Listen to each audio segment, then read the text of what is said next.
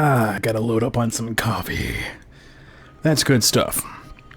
Alright, now, have you ever just had an album just show up randomly, and it was just remarkable in almost every sense of and musically possible?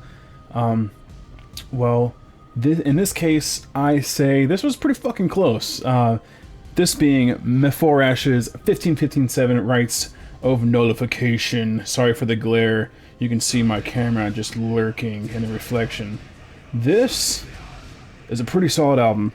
Some black metal from Sweden. And what I must say about this is it's full of misanthropy, occultism, and something called Cliffoth, which is like... I read it on Wikipedia, but I don't have it pulled up right now. I'm not going to fucking search it right now. But what this is, it's just like evil within Jewish or Hebrew holy writings. It's just very dark stuff. Very fucking dark. If you want to know more, just flip open the book and you can find out what's going on, right? Okay, so I'm going to flip open this book and I'll read what's going on here. I don't know. I can't fucking read any of this. It's all in super incredibly dark glyphs. I can't read this. It's in Hebrew, I'm sure. I don't understand any of it.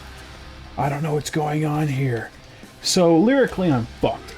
I don't know what I'm listening to. It could just be something about sucking Satan cock, for all I know, or whatever the Hebrew equivalent is. I'm not caught up on my Hebrew lore or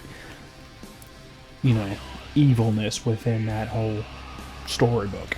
So what I have here is 4 songs. 4 songs on this EP. Well, it's not an EP, it's a full release. Full fucking release for 4 songs. How could that be? Well, let me fucking tell you, son.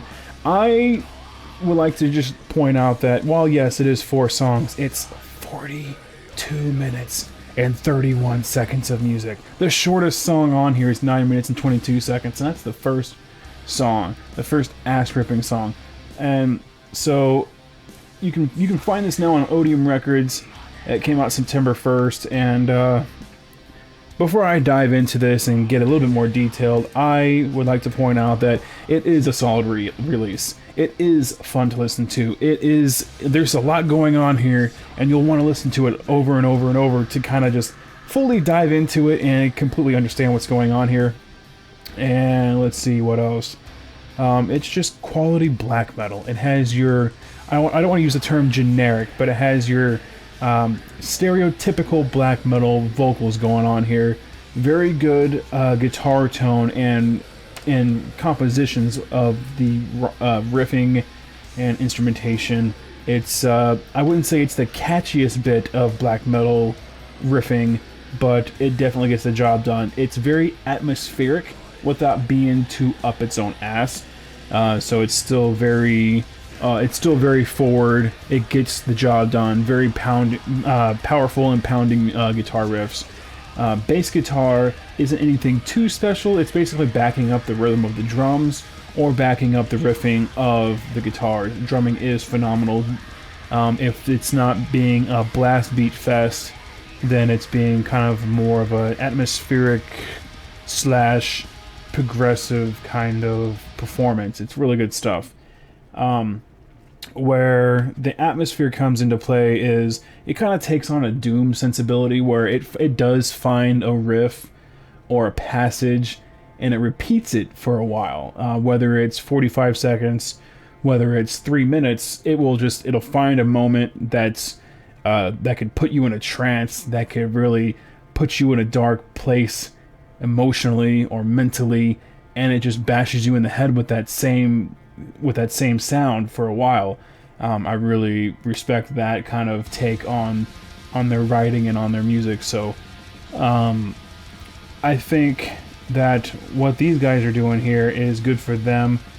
It's unique. I really want to dive into more of this lore. I've never really heard of a band that has chosen this path. I'm sure there's more out there, but this is the first band where I've actually kind of tried to read into it, see what the fuck's going on. There is some sort of the seal of elemental negation right here. I don't know if you can really read that. Like there's like a chart here. I don't even know what this is for. It's just, am I supposed to decode this whole thing?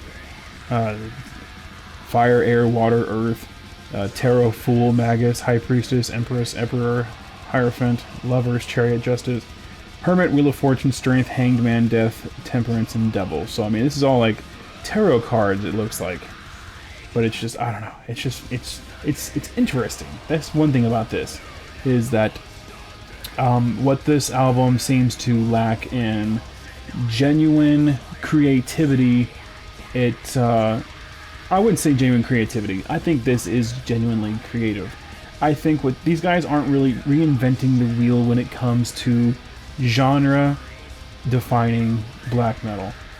What they do is they take something that is pre-existing, they make it theirs, they incorporate their own style, their own beliefs, and they make it entertaining. And that's what art is. That's what music is. It's entertaining.